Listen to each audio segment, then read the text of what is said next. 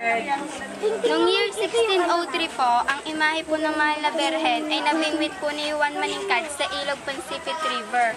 Si Juan Maningkad po, isa po siyang Chinese fisherman. Sa halip po, ang mabingwit niya po ay isda. Ang nabingwit niya po ay imahe po ng Mahal na Birhen na 6 inches lamang po ang laki. Ang ginawa niya po, dinala niya po ito sa Basilika. Ang dati pa pong Basilika ay sa San Nicolas po. Pinagtanong-tanong niya po doon kung sino pong nagmamay-ari ng Birhen. Wala pong makapagsabi, kaya po ang ginawa niya po, binigay niya po ito sa isang pari. Ang pari naman po, pinaalagaan po si isang mayamang babaeng taga-Taal na nagngangalang Doña Maria Espiritu.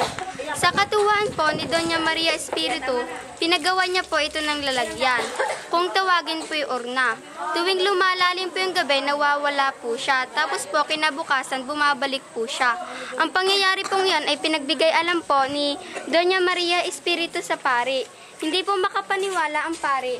Nang ang pari na po ang magbantay, sobrang kaantukan niya po, nakaidlip po siya. Pagkagising niya po, wala na po yung Birhen.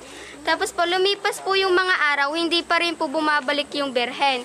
Nagkataong naman po dito, may dalawa pong Maria nangangahoy, na si Maria Talain at Maria Baguhin.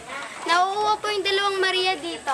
Iinom na po dapat sila nang bigla po nila makita yung reflection po ng Mahal na Birhen na nakalutang po dito sa puno ng sampaga, kung tawagin po yung sampagita, na iniikutan po ng dalawang ibong kasay-kasay bird.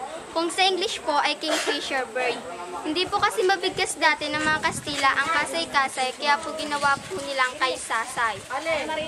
Tapos po ito pong marker na ito ay tinayo po ng mga Kastila year 1611.